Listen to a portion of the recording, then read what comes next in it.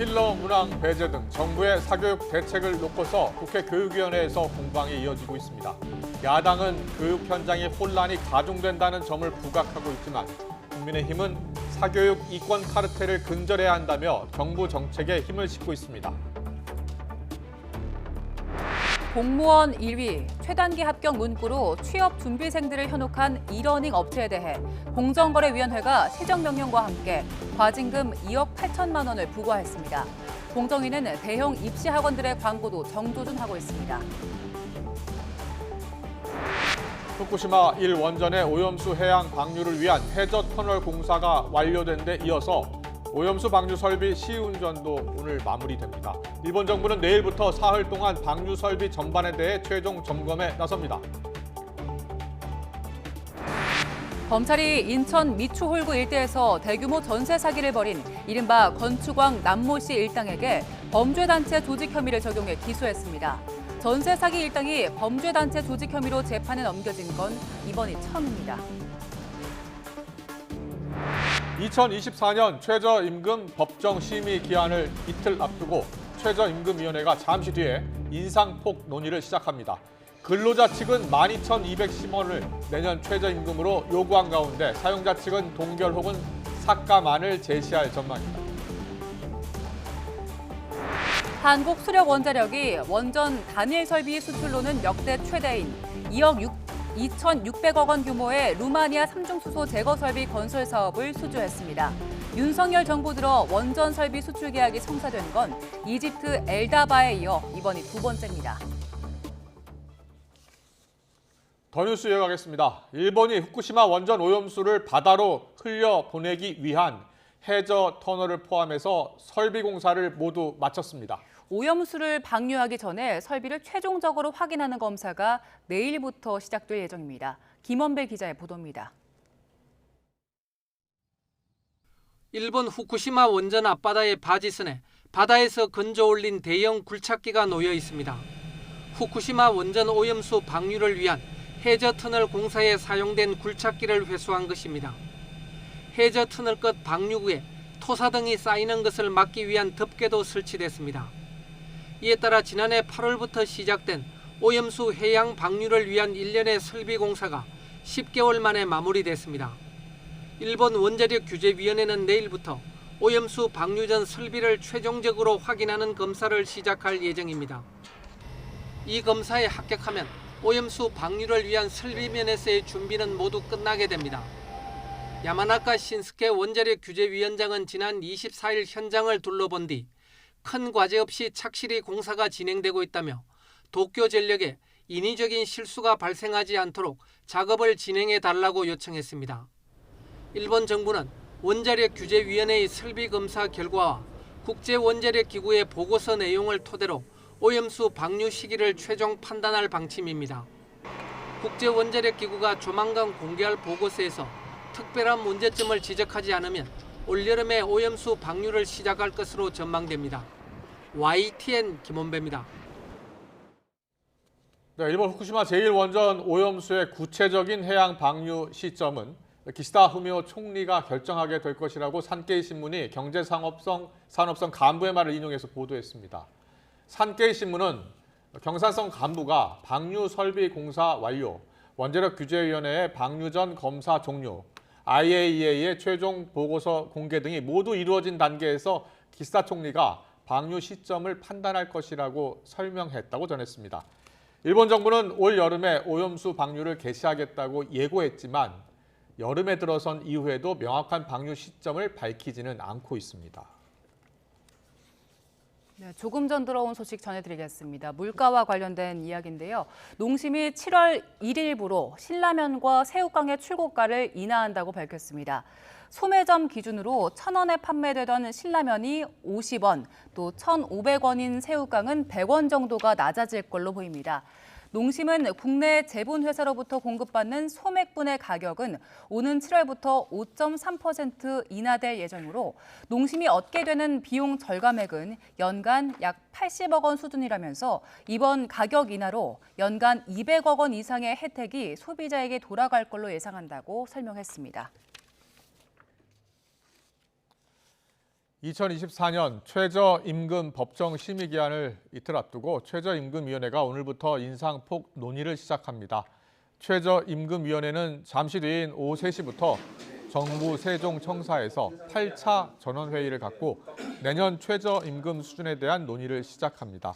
앞서 근로자위원회는 물가 상승으로 인한 실질 임금 감소를 이유로 올해보다 26.9% 더 많은 시간당 12,210원을 내년 최저임금으로 요구했습니다. 경제 상황 악화를 호소해온 사용자위원 측은 오늘 구체적인 최저임금 요구안을 제시할 예정입니다. 한국노총이 최저임금위원회에 새 근로자위원으로 추천한 김만재 금속노련위원장에 대해서 고용노동부가 거부 의사를 밝혔습니다. 고용노동부는 어제 한국노총에 공문을 보내 김만재 위원장이 해촉된 김준영 근로자위원과 공동 불법행위 혐의로 수사를 받고 있어서 근로자위원으로 부적절하다고 밝혔습니다. 또 최저임금 법정 심의 기한이 오는 29일까지인 점을 고려해 새 후보자를 추천해달라고 요청했습니다. 노동계는 대정부 투쟁을 선언했습니다. 한국노총은 오늘 서울 남대문 일대에서 간부 결의대회를 갖고 최저임금 대폭 인상과 윤석열 정권 심판을 촉구했습니다. 김동명 한국노총위원장은 고공농성을 벌이다 구속된 김준영 금속노련 사무처장이 최저임금위원회 근로자위원회에서 해촉된 것에 대해 사상 초유의 만행이라고 비판했습니다. 민주노총도 오늘 윤석열 정권 퇴진운동본부를 발족하고 7월 총파업 투쟁 방침을 선언했습니다. YTN이 보도한 지역 농협 간부급 직원의 이른바 셀프 대출은 대출 감독 업무를 맡은 직원의 내부 고발로 불거졌습니다. 직원은 맡은 역할에 충실했던 건데 오히려 근무 분위기를 나쁘게 만들었다고 대기 발령까지 당했습니다. 우종훈 기자입니다. 지역 농협의 대출 업무를 책임진 상무가 규정을 위반해가며 부인 명의로 셀프 대출을 받았다는 의혹은 한 직원의 내부 고발로 알려졌습니다. 대출 감독 업무 담당 직원은 지난 2020년 12월 문제를 파악하고 한 달 뒤 조합장에게 이 사실을 보고했습니다. 지역농협은 보고 내용을 토대로 나흘 동안 자체 감사를 벌였지만 상무에 대한 징계나 인사조치 없이 대출금을 조속히 갚는 것으로 마무리하기로 했습니다. 지역농협이 사건을 은폐한다고 판단한 직원은 셀프 대출을 벌인 상무가 계속 대출 업무를 맡으면 비슷한 문제가 또 발생할 것 같다며 상급기관인 농협중앙회에 보고했습니다. 감사에 나선 중앙회는 규정보다 8억 7천여만 원이 더 대출돼 해당 상무에 대한 형사 고소가 필요하다고 결론냈습니다. 직원의 내부 고발로 문제가 알려진 셈인데 정작 이 직원은 지난해 12월 대기 발령을 당했습니다. 사유는 농협의 부정적인 글을 사내 게시판에 올려 근무 분위기를 저해하고 민원인에게 불친절했다는 이유였습니다. 해당 직원은 부당대기 발령이라며 구제를 신청했고 경기지방노동위원회는 직원의 손을 들어줬습니다. 지난 4월 위원회는 지역농협 측의 조치는 내부 고발에 대한 징벌적 성격으로 보인다며 복직과 함께 밀린 임금 지급을 결정했습니다. 지역농협은 직원을 진호위 결정에 따라 복직시켰지만 여전히 대기 발령은 정당했다는 입장입니다. 솔직히 뭐 떠오르는 얘기가 가지고 그래 내부 제거 때문에 뭐 본인한테 뭐 그런 부분은 아니었다. 셀프 대출 논란을 일으킨 전직 상무는 지역농협 본점에서 징계도 없이 대출 업무를 맡고 있고 자신의 업무에 충실했던 대출 감독 담당 직원은 현재 마트에서 물건 정리와 배달 업무를 하고 있습니다. YTN 우종훈입니다.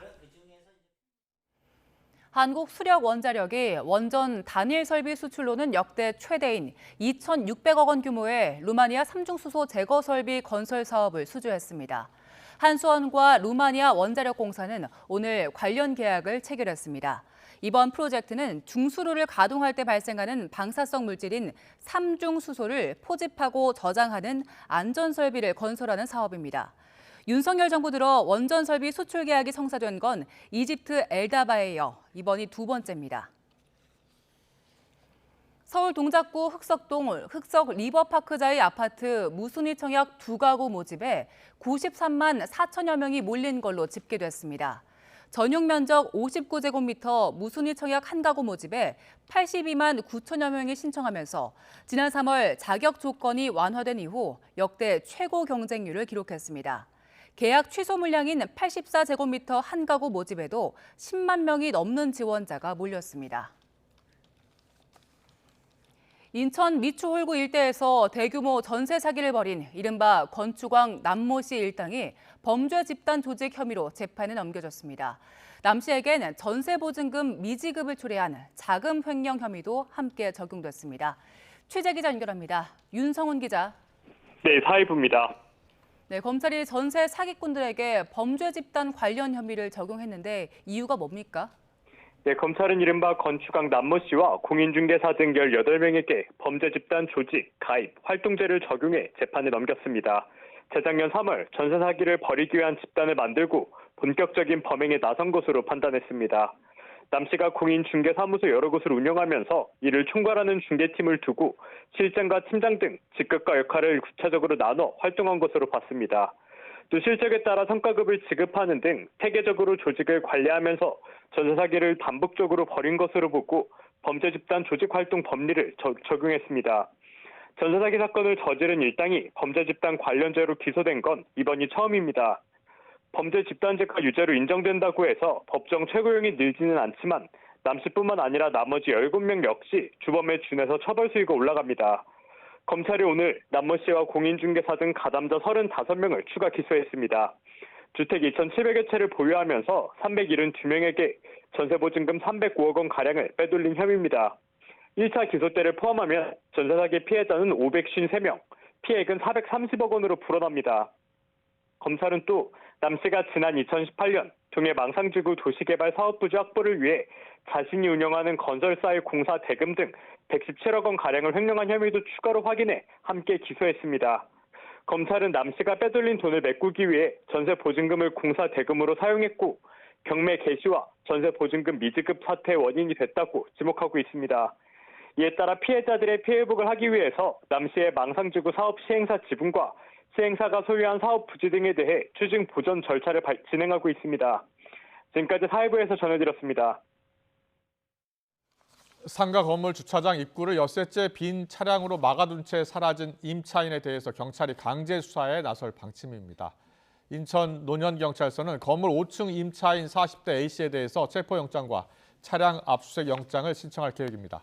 경찰은 A씨가 우편으로 여러 차례 출석 통보를 한 뒤에도 연락이 닿지 않고 차량도 압수할 필요성이 있다고 판단했다고 설명했습니다. 앞서 A씨는 관리비 징수 문제로 상가 측과 갈등을 겪어온 것으로 알려졌습니다.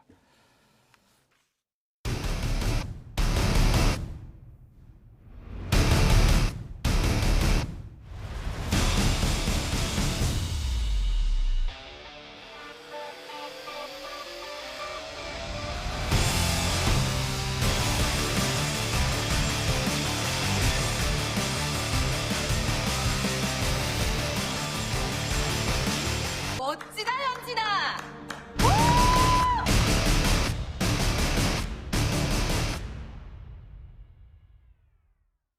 잘 몰라서 교통법칙금 과태료 내야 한다면 정말 아까울 겁니다. 달라진 도로교통법 잘 알아야 내지 않습니다. 화면 보시겠습니다.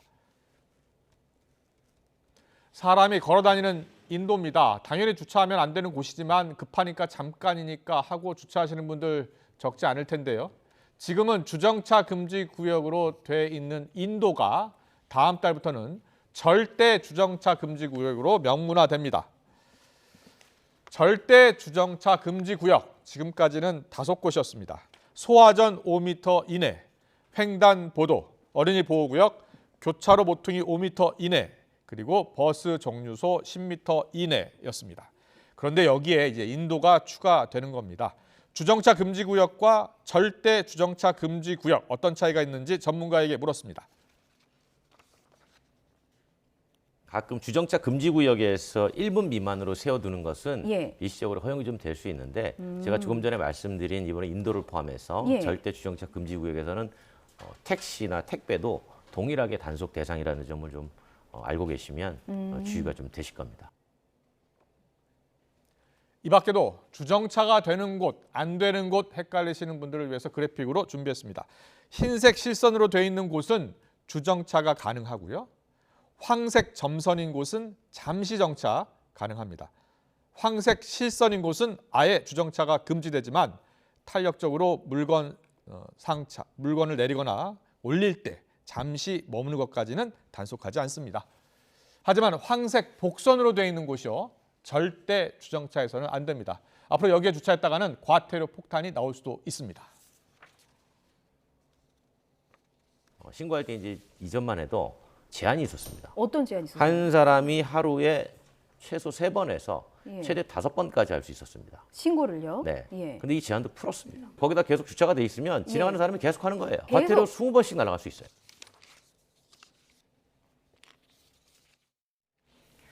러시아 용병기업 바그너 그룹의 수장인 예브게니 프리고진이 무장 반란 중단 이후 처음으로 공개 메시지를 내고 불의에 의해 이번 사태를 일으켰다고 강조했습니다. 프리고진은 텔레그램을 통해 공개한 11분짜리 음성 메시지에서 우리는 공격 의사를 보이지 않았지만 미사일과 헬리콥터의 공격을 받았고 이것이 방아쇠가 됐다며 이같이 말했습니다. 이어 아무도 러시아 국방부와의 계약에 동의하지 않았고 바그너 그룹은 7월 1일 이후로 존재하지 않을 예정이었다고 설명했습니다. 또 이번 반란의 목표는 러시아 정부 전복을 위한 것이 아니었다면서 바그너 그룹의 파괴를 피하고 특별 군사작전 중 실책을 저지른 이들의 책임을 묻기 위한 것이었다고 주장했습니다. 블라디미르 푸틴 러시아 대통령이 최근 발생한 반란 사태와 관련해 결국 실패할 수밖에 없는 운명이었다고 말했습니다. 푸틴 대통령은 현지 시간 26일 밤 TV 연설을 통해 이같이 말하고 무장 반란은 어떤 경우든 진압됐을 거라고 주장했습니다. 다만 사태 처음부터 대규모 유혈 사태를 피하도록 지시를 내렸다는 말로 바그너 반란군이 별다른 저항 없이 모스크바 200km 이내까지 진군할 수 있었던 데 대해 해명했습니다. 이어 바그너 그룹의 수장인 예브고니 프리고진을 겨냥해서 반란 주동자는 러시아 군인들이 서로를 죽이길 원했다며 조국과 자신의 추종자들을 배신했다고 비판했습니다. YTN 김영수입니다.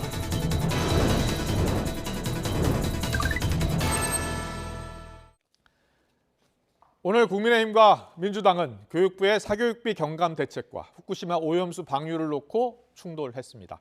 민주당은 정부가 킬러 문항에만 집착해 본질에 벗어난 대책을 내놨다면서 비판을 이어갔고요.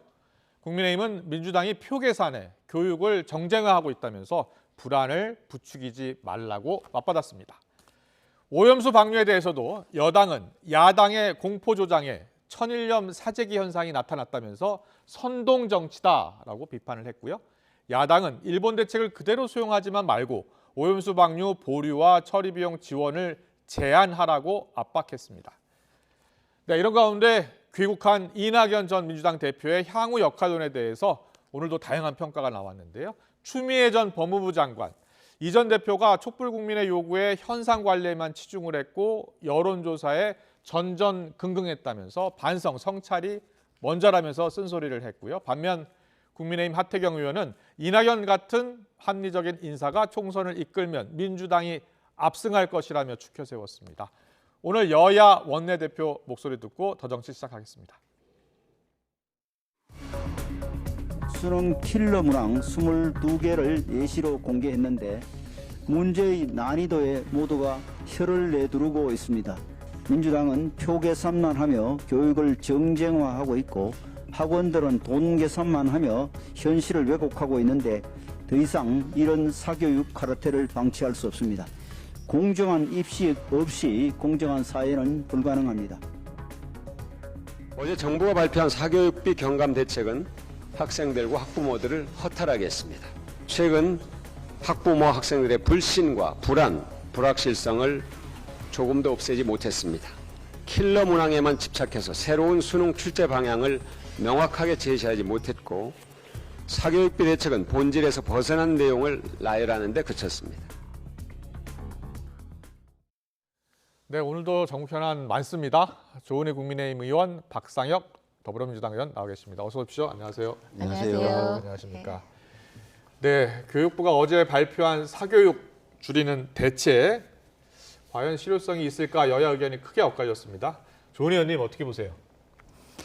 첫 방아쇠를 네. 정확하게 핵심을 겨냥했다 이렇게 핵심을 말씀드리겠습니다. 겨냥했다고 보시군요. 네, 예. 왜냐하면 사교육 문제를 해결하지 않고서는 교육 계획을 이룰 수 없다는 문제 의식이 있습니다. 네. 근데 이 사교육 문제의 핵심은 입시 시장에서 입시 수능에서 예. 편견 특권과 예. 또 부조리를 없애는 것이 공정한 수능의 해결책이다 이렇게 보고 있기 야당에서는 때문입니다. 너무 킬러 문항에만 초점을 맞춘 것 아니냐 또 이렇게 이야기하더라고요. 거기에 대해서는 어떤 생각이세요? 킬러 문항이 사교육 문제의 심장입니다. 그 핵을 겨냥해야 되는 거죠. 물론 킬러 문항을 없애는 것이 맞는 키는 아니죠. 네. 그렇지만 키를 갖고 문을 열어야지 그 문제가 해결이 되는 거죠. 그렇군요. 네. 예. 야당에서는 민주당에서도 킬러 문항은 삭제해야 한다라는 게 이제 지난 대선 때도 공약이었었어요. 다만 여기에만 집중해서는 안 된다는 거죠. 그러니까 핵심이 뭐냐가 예. 중요하다고 생각해요. 그러니까 킬러 문항 문제가 있고 근본적으로 사교육 문제가 많습니다. 그럼 사교육이 최근에만 벌어진 겁니까? 1960년대에도 있었습니다. 예. 과외 선생님이 있었고요. 예. 킬러 문항이 없을 때도 사교육은 있었습니다. 근본적으로 사교육이 생겨나는 배경이 뭔가요? 네. 우리나라의 대표적인 학벌 사회. 거기에 예를 들어서 윤석열 대통령은 특정 대학의 남성을 중심으로 이렇게 인사를 합니다. 누구나 봐도 저기 가야 출세하고 이렇게 된다는 거 알고 있어요. 대학 서열화부터 없애야 된다는 근본적으로 말씀이시군요. 거기에 핵심이 있는 것이고 예. 우리나라 지금 사교육이 킬러 고3생들만 있나요? 초등학생서부터 다 선입교육해서 네. 미리미리 교육하잖아요. 어떤 대책이 필요하다고 전부 다 보세요? 자사고 예. 특목고 가려고 하지 않습니까? 그러니까 이런 부분 구조적인 문제를 내버려 두고 예. 마치 킬러 문항 없애면 우리나라 사교육 시장이 없어질 것처럼 얘기하는 것. 이게 근본적으로 지금 원인과 진단을 잘못하고 있다고 그렇군요. 생각합니다. 킬러 문항이 이 사교육비 절감을 위한 대책 가운데 이제 주요 역할을 할 것이다라고 이제 조은 의원님은 보셨는데 또 우리 박상혁 의원은 그게 아니다 이렇게 이야기하시네요. 예. 제가 야당의 조금 아쉬운 점은요. 대안이 없어요. 그리고 좀 삐뚤어졌습니다. 예. 민주당의 이재명 대표도 사교육 문제를 해결하기 네. 위해서는 킬러 문항을 없애야 된다고 공약을 하셨고요. 예. 실제로 전교조 출신의 강민정 의원이 그 내용을 핵심으로 하는 우리 윤석열 대통령과 교육부 장관이 발표한 그 내용을 핵심으로 하는 법안을 발의하셨어요. 그때 발의했을 때는 또 국민의힘이 또 반대했다라는 이야기도 있더라고요. 아니었습니까? 그것은 저는 그 당시 없었기 때문에 없었기 제가 잘 때문에, 모르겠는데요. 그래서 우리가 하면 잘하는 거고 너네가 하면 삐뚤어진 거야, 잘못한 거야 이렇게 지적하는 거에 아쉽고요. 자칫하면 민주당이 좀 오해를 받을 것 같아요. 어떻게 해요? 민주당에 학원가 출신들의 중진의원들이 많습니다. 정청래 의원도 학원 하셨고요. 박정 의원도 학원 하셨죠.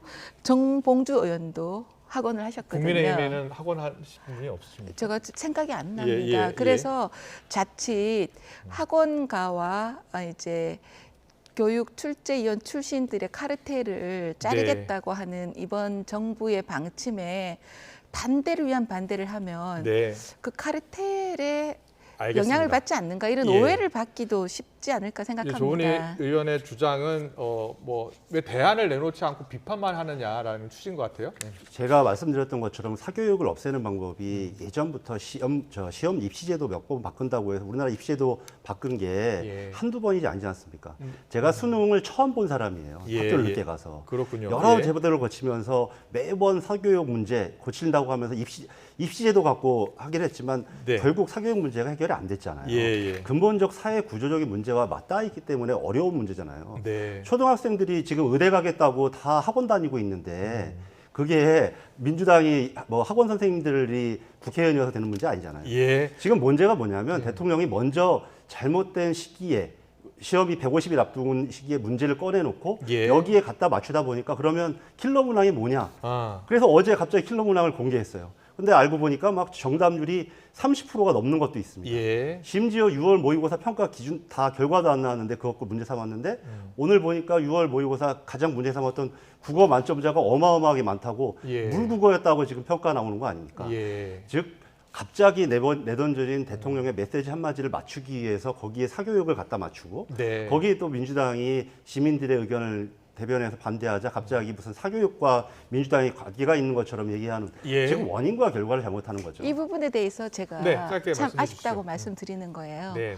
방향이 맞으면 여야가 손을 잡아야죠. 그런데 이 영어 유치원을 없애겠다. 그 지금 장관이 얘기하셨거든요. 예, 예. 그리고 초등학교부터 의대 반이 생기는 문제도 해결하겠다고 말씀하셨거든요. 예. 그러면 문재인 정부 5년 동안 아무것도 안 했는데 윤석열 정부 4년 동안도 손 놓고 있으라 이런 주문으로 보이기 때문에 예. 근본적으로 사교육 문제는 지금 저출산 문제와도 연관돼 있기 네. 때문에 꼭 이게 누군가는 예. 해야 된다. 알겠습니다. 자, 근데 자사고 짧게, 저희들이 예. 문재인 정부에서 그런 문제 때문에 자사고 특목고 예전에는 외고가 필요했지만 그렇지 않지 않습니까? 네. 그런 거의 핵심이 자사고 특목고가 있거든요. 그거 저 자사고 특목고 일반고로 전환하겠다고 했더니 이주호 부총리 수월성 교육, 다양성 교육 얘기하면서 오래전부터 얘기해서 다시 되돌아가겠다고 했습니다. 네. 지금 자사고 특목고를 내표로 두고서 어떻게 사교육 시장을 잡을 수 자사고 있습니까? 문제는요. 네. 문재인 정부에서 자사고 폐지를 했다가 소송에서 백전백패했습니다. 그러니까 그 법원에 방향이 의해서 맞다면 실패한 정책인 말씀하신 거죠. 것처럼 사교육이 문제라고 한다면 그것을 지금 조장하고 있는 학벌 구조, 그다음에 자사고 특목고의 문제 이런 문제들을 우리 말씀하신 교육개혁위원회를 중심으로 해서 풀어가고 예. 킬러 문항 문제들 같은 경우는 평가원에서 잘하면 될 문제를 알겠습니다. 한도 끝도 없을 것 같아서요. 네, 잘 들었습니다. 여야 입장은 충분히 들은 것 같고요. 후쿠시마 오염수 방류 문제 계속해서 여야 공방이 이어지고 있기 때문에 또 여쭤보겠습니다.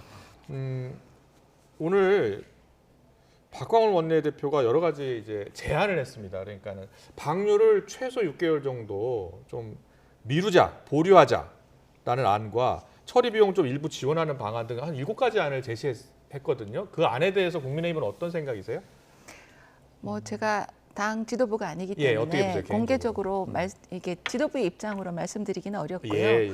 저 개인적인 생각에서는 받아들일 면도 있다고 생각합니다. 아, 그러나 예. 시기가 너무 늦었다. 너무 그동안 늦었다. 뭐 하다가 이제 와서 뒷북치냐. 그 양이원영 의원들이 가서 일본의 공산당 만나고 오고 네. 이재명 대표가 싱 대사 중국 예. 대사한테 가서 그냥 이렇게 조그리고 있다가 예. 일부에서는 정말 자존심 상했다 이런 말이 듣고 이런 상황에서 이제서 이렇게 말을 하는 것이 이것이 꼭 이렇게 원해서 하는 건가 아니면은 이게 예. 저 제안 중에 안 혹시 되기 또 위해서 받아들일 하는 부분도 거냐. 있다고 하신 뭐 안은 뭐가 있어요?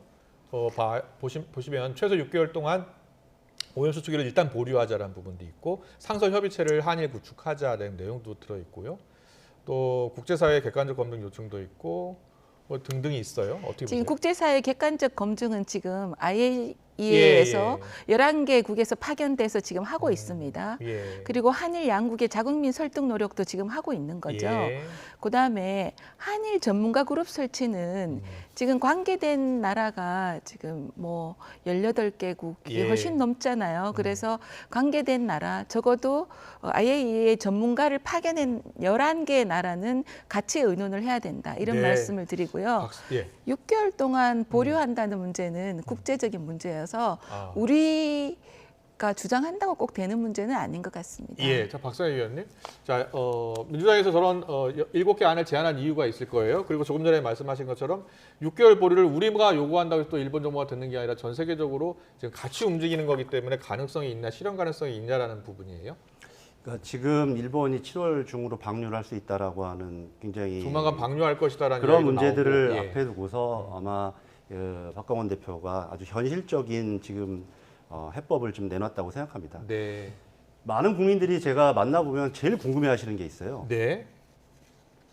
지금 일본의 오염수를 한국이 수입할 무슨 계약을 하거나 무슨 관계가 있느냐. 우리 정부가 수입을 계약을 한다고요? 아니 왜 이 문제에 대해서 한국 정부가 나서서 문제점이 없다고 먼저 설명을 하고 브리핑을 하고 예. 마치 이게 일본 정부보다 더 열심히 일본의 오염수가 문제가 없는 것처럼 예. 그렇게 설명을 해대는 것 자체가 지금 이해가 안 된다라고 하는 그 궁금증에서 모든 것이 예. 시작되거든요. 예. 제가 그러니까 지금 말씀이 저는 일본의 저 문제들 네. 왜냐하면 해양 투기 외에도 다양한 처리 방법이 있다라는 게 예. 밝혀져 있지 않습니까? 예. 그렇기 때문에 지금 박광원 대표도 다양한 한일 전문가 그룹을 설치해서 그런 해법을 찾자. 만약에 거기에 비용의 문제라면 국제적으로 함께 돈을 모아서라도 해결하자. 이런 현실적인 얘기를 하는 겁니다. 알겠습니다. 그러니까 일부에서는 국민의힘이 더 적극적으로 나서서 뭐 방어해 주는 것 아니냐라는 시각도 있다라는 그 이야기. 말씀이 정치권의 불신을 가져오는 말씀이라고 생각하고요.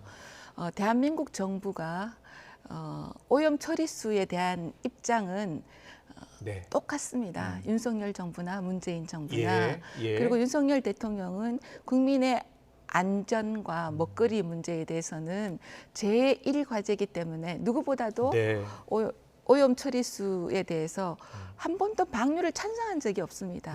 안전하게, 과학적으로 검증돼야 된다는 주장을 계속 하신 거고요. 그리고 수산물은 전혀 수입하지 않겠다는 말씀을 하셨는데 오히려 민주당에서 정말 안타깝게도 오염 처리수를 핵 폐기수라 그러고 요즘에는 우물에다가 독극물을 넣는 거랑 마찬가지로 이렇게 하니 우리가 사드 괴담 때 6개월 만에 6년 만에 아무 무해하다는 것이 낫지 않습니까? 이 문제도 조금 있으면 무해한 것을 이렇게 국민들에게 공포감을 조성하고 사회적 경제적 비용을 많이 들게 한다. 이런 지적을 드리고 싶습니다. 알겠습니다. 박성현 의원님, 그 국민의힘에서는 요새 사드 괴담 이야기를 많이 하잖아요. 그리고 국민의힘에서 주장하는 내용 중에 하나가 문재인 정부와 윤석열 정부가 이 오염수 관련돼서 다른 부분이 없다라고 이야기를 하고 있어요. 이 두 가지에 대해서는 어떤 생각이세요? 사드 괴담을 뭐 민주당이 얘기하거나 한 적이 없습니다. 그 당시에 사드의 문제의 핵심은 그 사드를 설치함으로 인해서 중국과의 지정학적인 문제, 군사적인 문제에 대한 그런 문제였고 그리고 그다음 그 이전에도 사드를 설치하지 않겠다라고 하는 입장을 돌변했기 때문에 나왔던 중국과의 대안보의 문제를 핵심적으로 지적했던 거고요. 뭐 일부 어떤 사람들이 그것이 굉장히 뭐 유의하다라고 주장했을 사람들이 민간에 있었거나 하지만 근본적으로 민주당이 그것에 어떤 사드가 인체 영향을 미친다. 그 뭐 전자파 같은 것이 그것이 핵심적인 본질은 아니죠. 사드 문제의 본질. 그리고 환경 영향 평가가 좀 너무 늦어졌다라고 또 국민의힘 계속 주장하고 있잖아요. 그러니까 지금 결과 발표가 늦었다는 겁니다.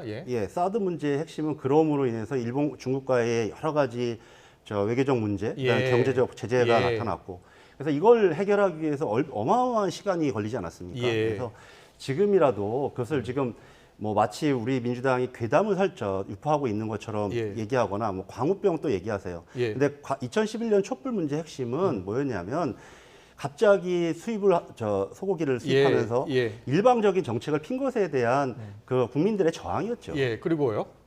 그리고 오염수 처리 문제에 문재인 정부와 윤석열 정부가 다르지 않다는 주장에 대해서는 지금 왜 다르지 않습니까?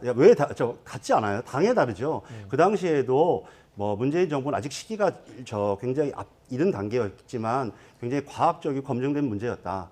그런데 그런 부분에 대해서 전혀 해소가 되어 있지 않다고 생각해요. 예를 들어서 지금 그 시찰단 2박 3일 갔다 온 걸로 그 문제가 해결되나요?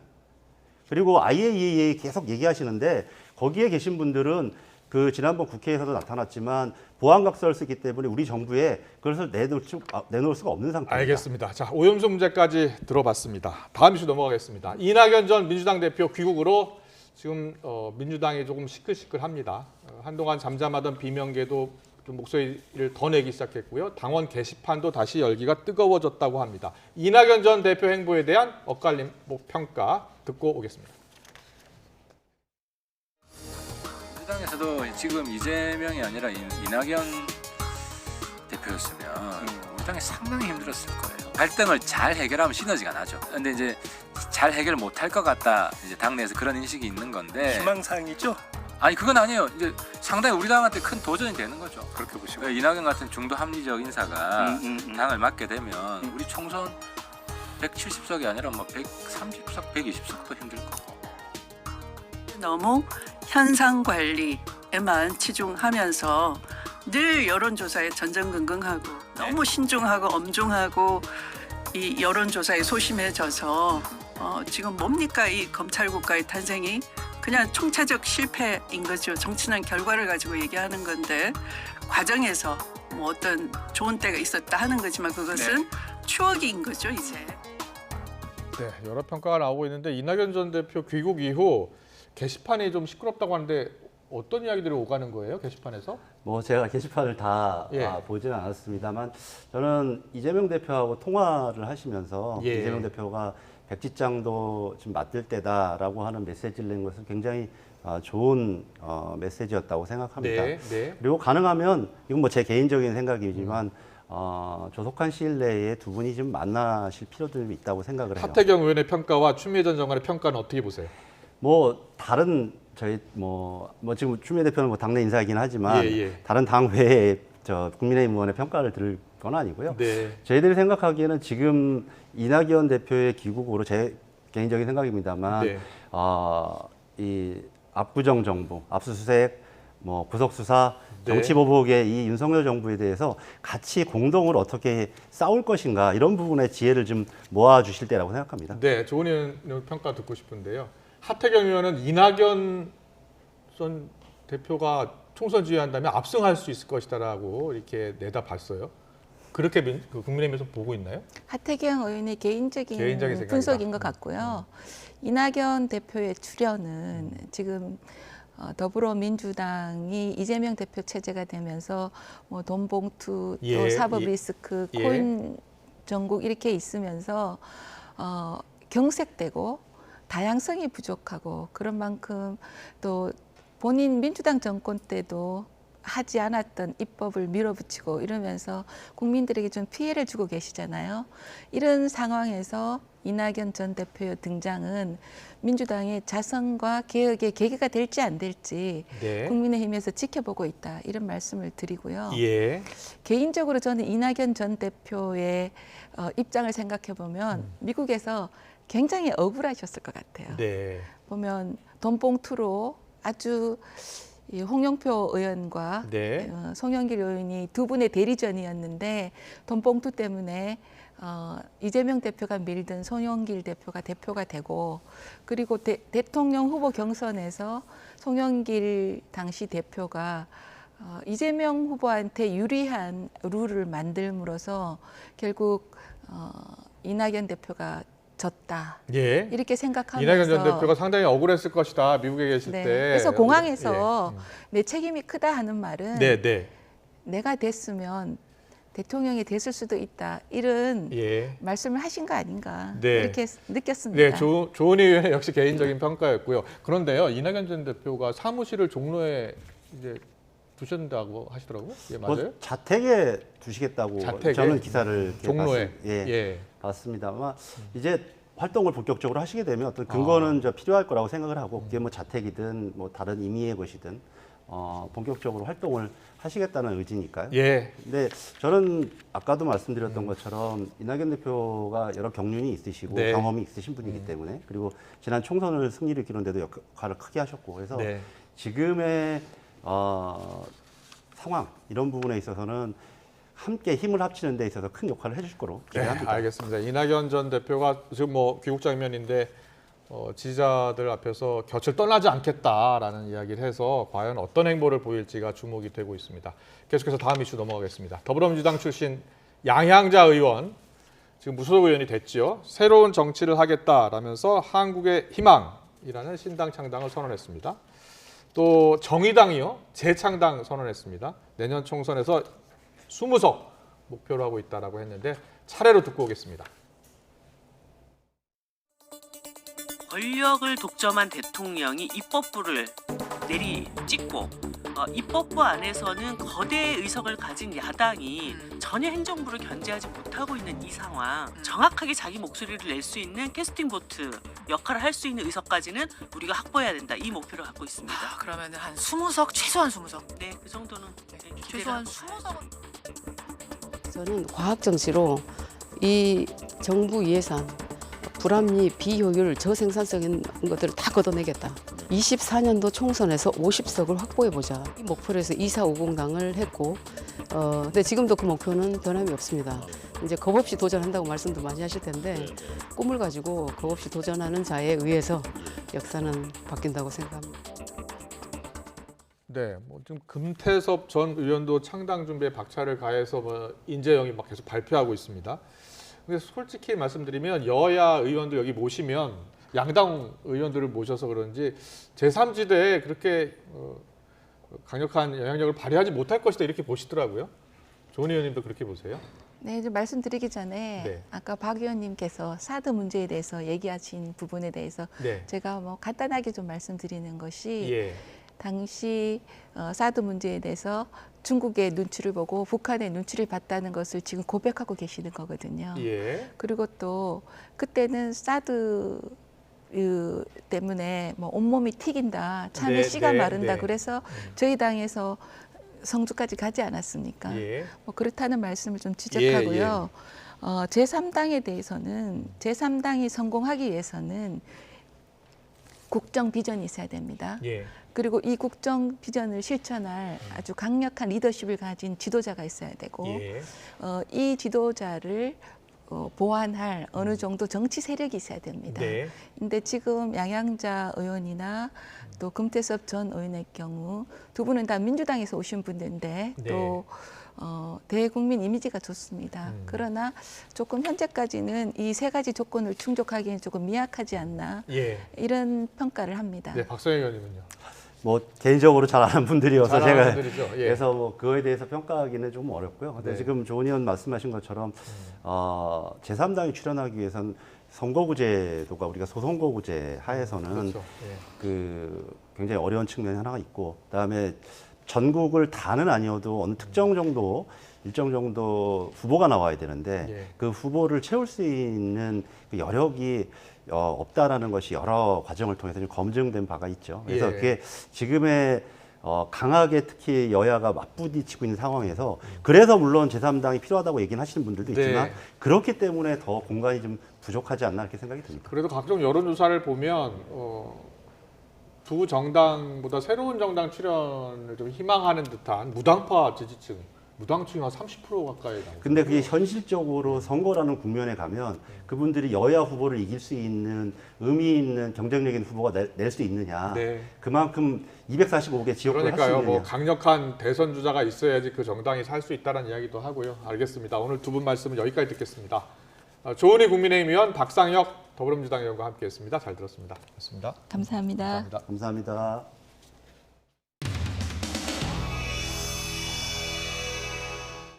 저기 가면서라 제가 설렁탕은 그 대접해야지. 여기까지 왔는데 사람이 그 체면 있지. 김천으로 오시면 그럼 안내 좀 해가지고. 네, 우리 횟집을 요즘 주로 전공을 많이 하고 있어.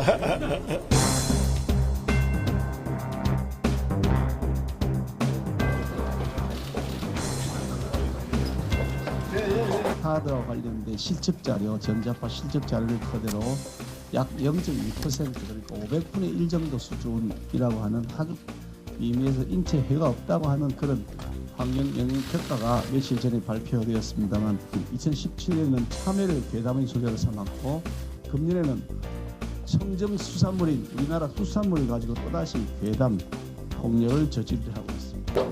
이들은 사드 전자파가 참외를 썩게 한다. 썩었습니까? 성주 참외가 전자레인지 참외가 될 것이다. 전자레인지 참외 됐습니까? 심지어 사람이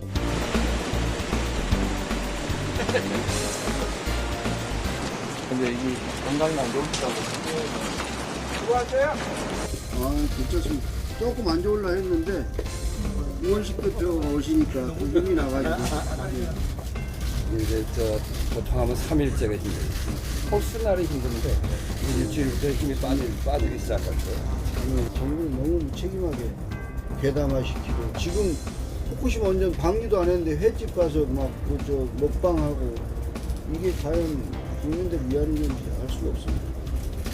단식하시는 분한테 드릴 말씀은 아니에요. 아니 괜찮습니다. 아니 여당이 일을 해야지. 지금 하는 거 보면 야당 하는 걸 맨날 발목 잡기만 하고 있어요. 야당의 야당 역할을 하고 있는데 야당의 야당은 여당입니까? 그렇지. 그럼 야당의 야당은 여당이라고 볼 수 있죠. 그런가요? 과학의 이름으로 국민을 속이는 건데 이건 안 되는 일이죠. 근데 우리 우원식 의원님은 단식하지 마십시오. 시작했는데 하지 말라고 그런 게 어딨어요.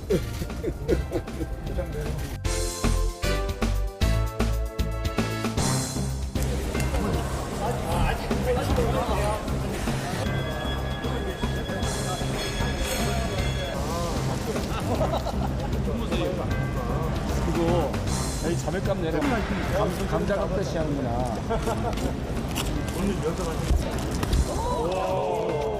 이야. 아이 게임을 보시네.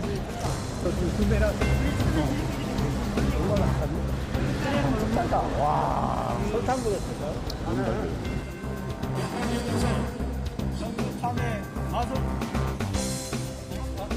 우리 성주군 발전을 위해서 마음을 보태겠다는 마음으로 한 400박 좀 사가려 하거든요. 감사합니다.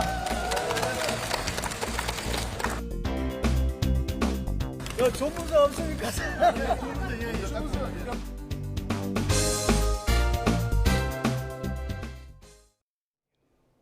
장맛비가 소강 상태를 보이는 사이 내륙에는 다시 무더위가 찾아왔습니다. 습도가 높아서 더위로 인한 불쾌감은 더 심한데요. 현재 서울은 28.9도까지 올랐고 폭염주의보가 내려진 영남 지방은 대구가 33.8도까지 오르는 등 전국에서 가장 뜨거운 날씨 보이고 있습니다.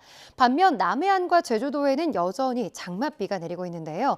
내일 오전까지 제주도 많은 곳에 150mm 이상, 남해안에도 최고 70mm의 비가 더 내리겠습니다. 지금은 빗줄기가 약해졌지만 밤사이 시간당 30mm 안팎의 강한 비가 쏟아질 수 있겠습니다. 비 피해 없도록 주의해 주시기 바랍니다. 내일 장마전선이 모두 물러난 뒤에는 요란한 소나기 소식도 있습니다. 오후까지 5에서 40mm의 소나기가 전국 곳곳에 쏟아질 수 있겠고요. 소나기가 내리지 않는 동안에는 구름만 다소 지나면서 구름 사이로 볕이 강하게 내리쬐겠습니다. 내일 아침 기온은 서울 22도로 오늘과 비슷하겠습니다. 그 밖에 청주와 포항은 24도 등 곳곳으로 열대야가 나타날 가능성이 있겠습니다. 낮에는 서울 기온 30도, 대전 31도, 대구는 33도까지 오르면서 오늘과 비슷하거나 더 덥겠습니다. 모레부터는 다시 장마 전선이 북상하면서 전국에 장맛비가 내릴 전망입니다. 날씨였습니다. 네, 이슈를 더 쉽게 전해드리는 더 뉴스, 내일은 더 준비하겠습니다. 잠시 뒤에는 뉴스큐가 방송됩니다. 시청해주신 여러분 고맙습니다.